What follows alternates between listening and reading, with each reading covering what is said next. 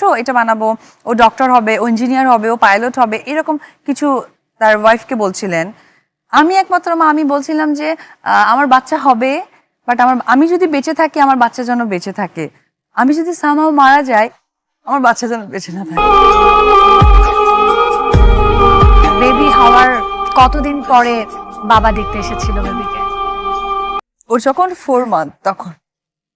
অনেকেই বলেন যে শাকিব খান আর অপু বিশ্বাস এখনো আলাদা থাকছে। বাচ্চা ছোট তো সেজন্য। অনেকেই বলে যে মা হওয়ার পরে অনেক সময় জনপ্রিয়তা একটু ঘাটতি আসে, তা আপনার কি মনে হয়? আমার তো মনে হয় যে উল্টে বেড়ে গেছে, আমার আগে যাও বিশ্বাস ছিল না, এখন আরো বেশি হয়ে গেছে। রিসেন্টলি দেখা যায় যারা কাজ করতে আসে, আমার মনে হয় যে ভালো কাজের আলোচনার থেকে খারাপ নেগেটিভ আলোচনাই হয়তো তারা বেশি করে যায়। মনে করে এটাকে আপনি কিভাবে দেখেন? এটাকে আমি একদম পজিটিভ দেখি না, কারণ কি খারাপ অলওয়েজ খারাপ, এটা এখন স্ট্যান্ডবাজি বলেন যেটাই বলেন, কারণ ওটা তো একটা মানুষের ভিতরে রপ্ত হয়েই যায় যে সামওয়ান এলস, সে এই পথে না অন্য পথের মানুষ। সো আমার কাছে মনে হয় যে এটা কিন্তু ইন ফিউচার তাকে ভোগ করতেই হবে। কিছু কিছু নায়িকাকে নিয়ে হয়তো একটু স্পেশাল গুঞ্জন শোনা যায়, এটা আপনি কিভাবে দেখেন? ওয়াইফ হিসেবে আমি প্রথম থেকেই দেখেছি যে যে আমার হাজবেন্ড যে সে 12 বছর আগে থেকে এই ইন্ডাস্ট্রি বিলং করে। সো তার একটা আইডেন্টিফিকেশন, তার একটা রাস্তা, তার একটা চাহিদা, তার একটা ফ্রিডম তৈরি হয়ে গেছে। আমি চাইলেও এখান থেকে আমি ব্যাক করাতে চাইবো না, বিকজ অফ আমি যদি ব্যাক করাইতে চাই তাহলে ভালোর থেকে খারাপটা হবে, হয়তো বা সংসারে অশান্তি হবে, সে আমার কথা যখন শুনবে না তখন আমার হয়তো খারাপ লাগাটা বেশি হয়ে যাবে, যার কারণে আমি তাকে ফ্রিডম দিয়েছি। বাট একটা কথা সবসময় তার আমার মধ্যে হতো যে ভালো থেকো, বিকজ আমাকে তো বিয়ে করেছে, আমি তো একজনের সন্তান, আমি তো জেনে হোক না জেনে হোক তোমার কাছে এসেছি, এইটুকু সম্মান অ্যাটলিস্ট আমাকে দিও। জাস্ট এই দুটো ইনফরমেশন দেওয়া। আর একজন সহকর্মী হিসেবে বলবো যে কাজ করতে এসছো ভাই, কাজ করো, আকাজে কেন থাকো। আর নিজেকে কারো আদলে তৈরি করা যায় না, তুমি যা সেটাকেই তৈরি করো। কারো আদলে যদি নিজেকে তৈরি করতে চাও তাহলে সেটা আদৌ কি ভালো দেখায়?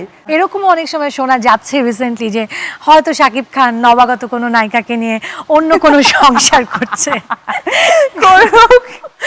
সেটা আপনি কিভাবে দেখছেন, বা এই ধরনের গুঞ্জনে আপনার মানসিক অবস্থা কেমন হয়? না, এই ধরনের গুঞ্জন আমি বিভিন্ন সময় সাকিব বা এটা কি আদৌ কোনো সত্যতা আছে? আমি শুনেছি, হ্যাঁ এটাই হচ্ছে কথা।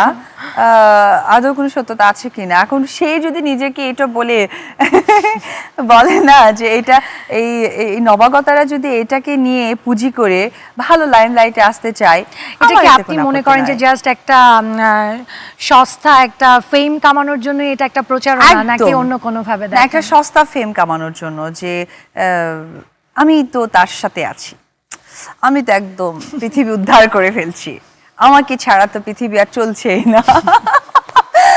আমি একটা কথা বলি ভাই, অডিয়েন্সে বলে দিই যে নবাগতা যাকে নিয়ে কথাবার্তা হয়, নবাগতা তুমি ফ্যান হয়ে এসছো, আর আমি জীবনে সময় হয়ে আসছি, 8 বছর সংসার করেছি, তুমি তো 8 দিন, যাক না 8টা মাস, তারপরে বোঝা যাবে যে পানি কোথায় গিয়ে কোথায় গড়ায়। এই টিভির সেটেই কিন্তু একদিন এই রকম চেয়ারেই বসে তাকে একজন উপস্থাপনা বলছে যে শাকিব খান আপনি কবে বিয়ে করবেন, সে কিন্তু অ্যান্সার করেছে এই সামনে 2 বছর পর, আমাকে কিন্তু বলেছে, তো আমি অ্যান্সার করেছি এই আফটার 5 ইয়ার্স, সাকিব বলেছে 2 ইয়ার্স।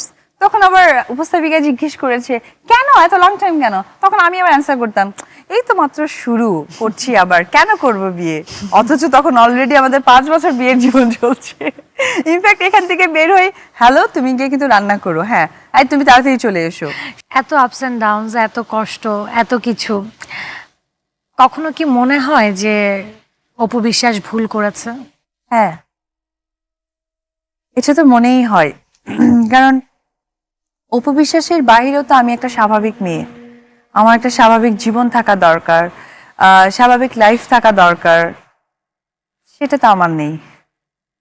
বাট নেভার মাইন্ড, কারণ আল্লাহ তাআলা এক একটা মানুষকে এক একভাবে গড়ে তোলে, এক একটা ভালো লাগা দিয়ে, এক একটা কষ্ট দিয়ে সে হ্যাপি থাকে। সো সে মানুষকে যেটাই করে, উপরওয়ালা মানুষকে যেটাই করে, এটা আল্লাহ চাই বিদায় হয়। আমার কাছে মনে হয় যে আল্লাহ হয়তো চাচ্ছে এইসব পজিশন, আমি কেন আনহ্যাপি হব? সে আমাকে দিয়ে হ্যাপি, আমি নিয়ে হ্যাপি, বিকজ আমি তাকে অনেক ট্রাস্ট করি। কারণ উপরাল্লাহ ছাড়া এই পৃথিবীতে ভালো এবং মন্দের বিবেচনা করার কেউ নেই। অভিনেত্রী হিসেবে শক্তিশালী অপু বিশ্বাস এবং ব্যক্তি জীবনেও একটা নারী হিসেবেও অনেক মানসিকভাবে শক্ত একজন মানুষ। আপনাকে দেখে শেখার অনেক কিছু আছে। আর আমার খুব ভালো লাগলো আজকে এরকম একটা দিন আপনার সাথে আড্ডা দিতে। আমার মনে হয় যে দর্শকরাও খুবই মজা পেয়েছে, অনেক নতুন নতুন জিনিস আপনার সম্পর্কে জানলো।